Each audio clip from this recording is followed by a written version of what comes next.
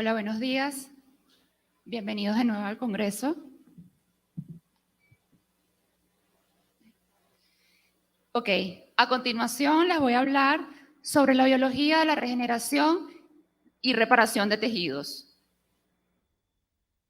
Cuando la homeostasis de un tejido es alterada por una lesión o una enfermedad, el tejido tiene la capacidad de curar, bien sea por regeneración, donde ocurre la restitución completa del tejido dañado o perdido igual al original, o por un proceso de reparación donde la curación se genera con la formación de una cicatriz.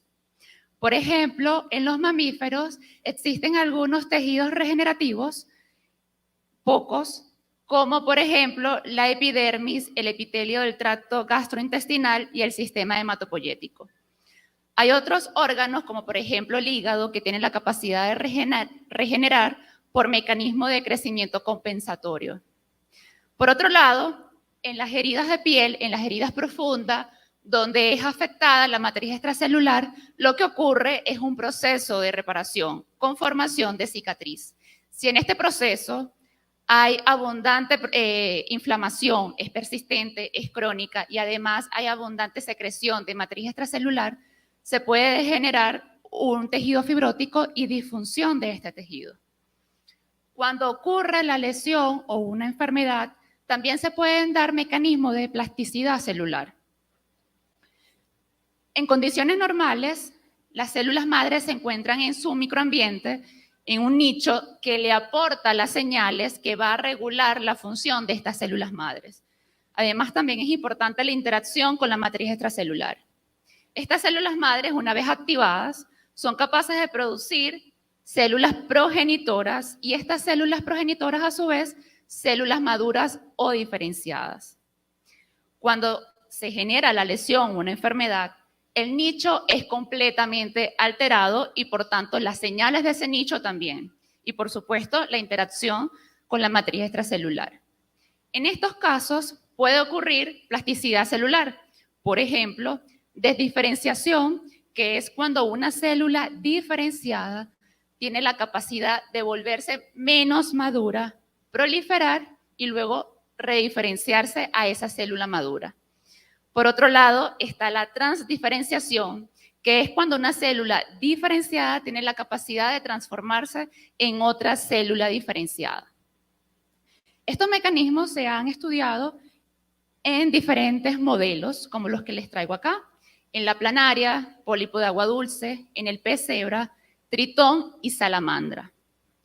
Sin embargo, la salamandra y el pez cebra son los modelos animales más estudiados para evaluar la regeneración de un tejido. Podemos observar en esta imagen que tanto el pez cebra como la salamandra tienen la capacidad de regenerar, de reparar una herida sin formar cicatriz durante todas las etapas de su vida. Además, tiene la capacidad de regenerar órganos como el corazón, el cerebro y la médula espinal. Ustedes saben la importancia que es poder regenerar un corazón, un cerebro y la médula espinal. Sin embargo, en los mamíferos eso no sucede. Por ejemplo, en el ratón, toda la capacidad regenerativa y la capacidad de reparar una herida sin formar cicatriz queda limitada a las etapas embrionarias. Otra cosa importante que podemos observar en esta imagen es que pareciera haber una relación entre la complejidad del sistema inmunitario y la capacidad regenerativa de los diferentes organismos. Por ejemplo, en los mamíferos vemos que hay un aumento en la capacidad, en la complejidad del sistema inmunitario después de las etapas embrionarias en comparación al pez cebra y a la salamandra, que pareciera tener un sistema inmunitario bastante constante durante todas las etapas de su vida. En el humano, muy parecido al ratón, la capacidad regenerativa y de reparar una herida sin formar cicatriz quedan limitadas a la etapa embrionaria. Entonces, teniendo en cuenta esta asociación o esta relación entre el sistema inmunitario y la capacidad regenerativa, tenemos que, por ejemplo, en los mamíferos adultos, que tenemos un sistema inmunitario bastante complejo, tenemos una baja capacidad regenerativa.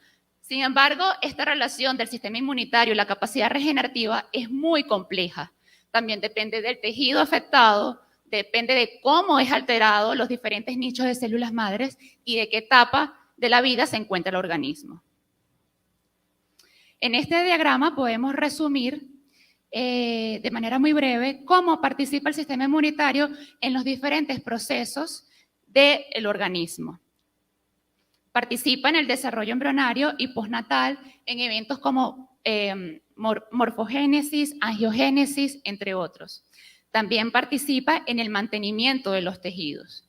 Luego, cuando se genera una lesión o enfermedad, es necesaria la respuesta inflamatoria. Sin respuesta inflamatoria no hay regeneración y no hay reparación.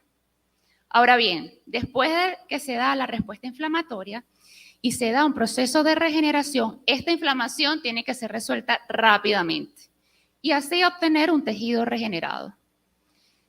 Si la inflamación, después de la inflamación se produce un proceso de reparación y la inflamación persiste, se vuelve crónica, genera entonces una fibrosis y disfunción tisular. Pareciera entonces que la evolución seleccionó en los mamíferos adultos el proceso de reparación, de manera de proteger al organismo rápidamente, contener la lesión, evitar infecciones, a expensas de poder regenerar un órgano completamente funcional. Existen diferentes mecanismos de regeneración en diferentes especies. Uno de ellos es la regeneración epimórfica mediada por la formación de blastemas, y esto se observa en la regeneración de las extremidades de la salamandra. Cuando ocurre la amputación de la extremidad, lo primero que se forma es una nueva epidermis en esa lesión mediada por proliferación y migración de queratinocitos. Luego ocurre la inervación y posteriormente la migración celular forma la cubierta epidérmica apical. Esa proliferación y migración de células va a formar finalmente el blastema, y las células del blastema son capaces de diferenciarse a los diferentes tejidos necesarios para regenerar de nuevo la extremidad. En todo esto participan, por supuesto, las señales del microambiente de esas células. Hay señales provenientes de esa nueva epidermis que se forma, que va a mediar la migración y la proliferación de las células presentes en el tejido. Y también hay señales del mesénquima que va a regular ese proceso de proliferación. ¿Y qué células participan en el blastema? Se ha sugerido que son células madres, células progenitoras y también células diferenciadas que pueden tener mecanismos de transformación y diferenciarse a otros tejidos. En este video les voy a mostrar rápidamente cómo ocurre el desarrollo de la extremidad de la salamandra y lo que les acabo de mencionar cuando se genera la amputación de la extremidad. Entonces, lo primero que ocurre es la formación de ese nuevo epitelio en la lesión y empiezan los mecanismos de proliferación y migración celular hasta formar el blastema, y las células de ese blastema se diferencian en los diferentes tejidos necesarios. No solamente la salamandra es capaz de generar y formar blastema, los mamíferos también tenemos la capacidad. No regeneramos un brazo, no regeneramos una pierna, pero tenemos la habilidad de regenerar la punta del dedo. En esta imagen vemos que hay una similitud en la anatomía del dedo humano y la de ratón.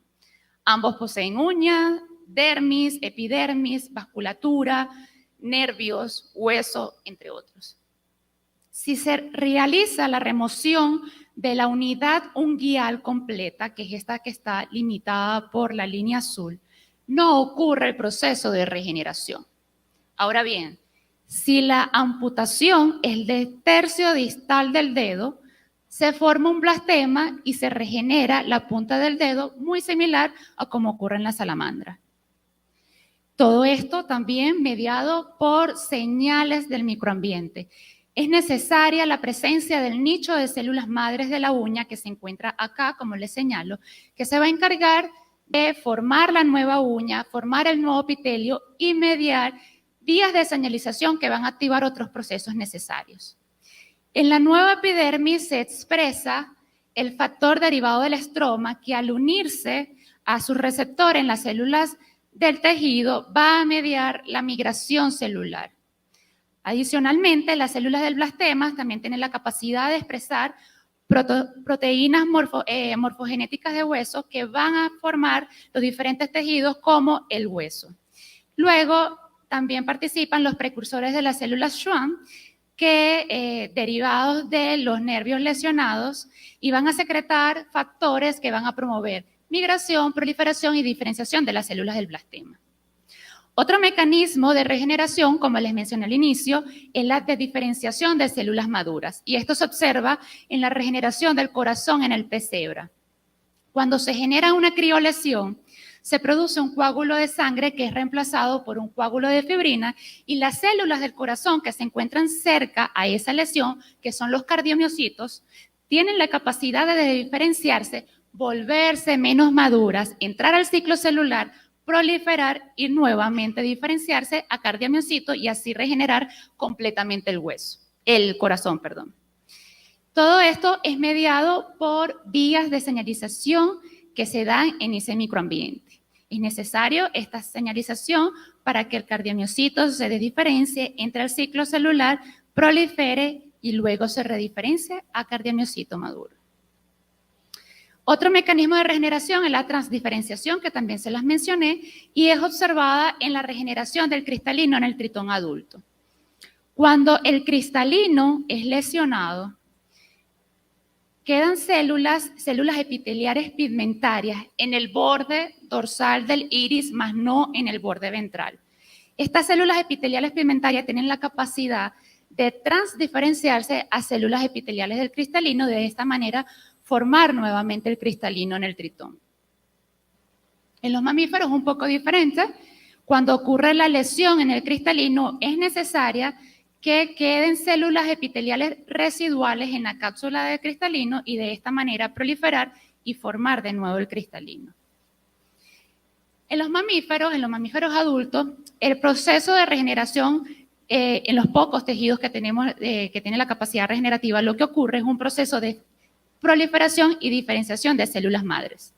El ejemplo que aquí les traigo es el epitelio intestinal, pero también se observa en la epidermis y en el sistema hematopoyético. El intestino delgado está formado por criptas y vellosidades que pueden ser afectadas o dañadas por radioterapia, quimioterapia, inflamación, infección.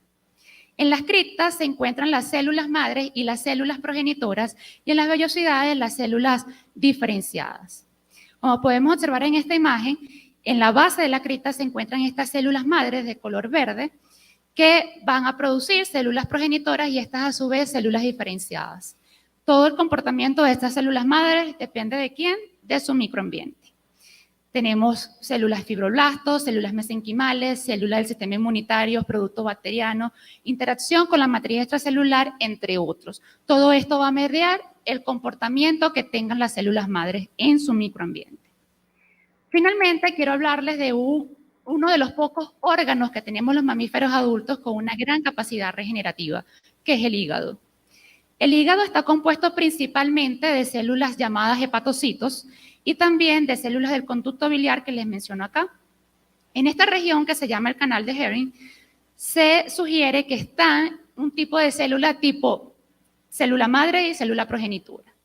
En condiciones normales, el hígado no necesita presencia de células madre y células progenitoras para su mantenimiento. Sin embargo, la renovación, la proliferación de las células del hígado es bastante lenta y limitada en condiciones normales. Cuando ocurre una lesión, como por ejemplo la hepatectomía parcial del hígado o remoción parcial del hígado, estas células del hígado tienen la capacidad de proliferar y regenerar el daño, la lesión. Ahora bien, si la lesión es crónica y afecta la capacidad proliferativa de estas células, parecerá que sí es necesaria la participación de este tipo de células madres progenitoras facultativas que tiene el hígado para poder mediar el proceso regenerativo. En este video vamos a observar lo que les acabo de mencionar de lo que ocurre en la regeneración de hígado en los mamíferos, cuando ocurre una infección, lesión o remoción parcial. Uno de los primeros eventos que ocurre es que las células de Kupffer van a liberar, van a secretar unos citoquinas proinflamatorias que van a mediar la expresión de receptores en la membrana del hepatocito, y luego las células estrelladas van a secretar factores de crecimiento que se van a unir a esos receptores. Esto media una vía de señalización que permite que el hepatocito entre nuevamente al ciclo celular, prolifere y de esta manera se regenera el hígado. Es un proceso bastante regulado. Ahora bien, en los mamíferos adultos lo que realmente ocurre es un proceso de reparación. Son pocos los tejidos capaces de regenerar completamente. Y el mejor ejemplo que puedo darles para explicarle el proceso de reparación es el proceso de reparación de una herida cutánea. Es un proceso que está mediado por diferentes etapas que se superponen entre sí en el tiempo: la inflamación, la proliferación celular y la maduración de la matriz extracelular. En la inflamación, la herida se caracteriza por ser hipóxica, la invasión de bacterias, se median mecanismos de hemostasis y coagulación, hay agregación de plaquetas para formar el coágulo de fibrina, ocurre reclutamiento de neutrófilos a la zona de la herida que participan en la fagocitosis y secreción de citoquinas importantes en el proceso. Luego ocurre el reclutamiento de los monocitos a la zona de la herida, donde se diferencian a macrófagos que también participan en la fagocitosis y secreción de factores y citoquinas importantes en el proceso. En esta etapa de proliferación celular ocurren tres eventos importantes. Uno es la formación del tejido de granulación, donde participan los fibroblastos encargados de la síntesis de la matriz extracelular. Otro es la formación de nuevos vasos sanguíneos o angiogénesis, y por supuesto la reepitelización de la herida, que es mediada por la migración y proliferación de los queratinocitos que se encuentran en los bordes de la herida y migran hacia el centro de la misma, para formar ese nuevo epitelio o epidermis sobre el lecho de la herida. Finalmente ocurre la remodelación de la matriz extracelular, y en este punto la herida se caracteriza por ser avascular, acelular y estar compuesta de una cicatriz principalmente de colágeno tipo 1. En el espectro de la formación de una cicatriz tenemos que, si el proceso de reparación ocurre normalmente, se genera una cicatriz normal. Ahora, por un extremo tenemos lo que ocurre en las etapas embrionarias, que es un proceso de reparación sin la formación de una cicatriz. Y por el otro extremo, cuando se ven alterados las diferentes etapas del proceso de reparación, se pueden formar cicatrices patológicas como la cicatriz hipertrófica, queloide y también la contractura del tejido. Y es aquí donde es importante mencionar el estudio y el entendimiento de los diferentes mecanismos celulares y moleculares que se llevan a cabo tanto en la regeneración como en la reparación de tejidos. Porque entendiendo estos procesos podemos desarrollar nuevas alternativas terapéuticas, y es aquí donde participa la medicina regenerativa y tiene un papel importante la terapia celular. Poder generar nuevas alternativas terapéuticas que permitan regenerar tejido o mejorar y acelerar los procesos de reparación tisular.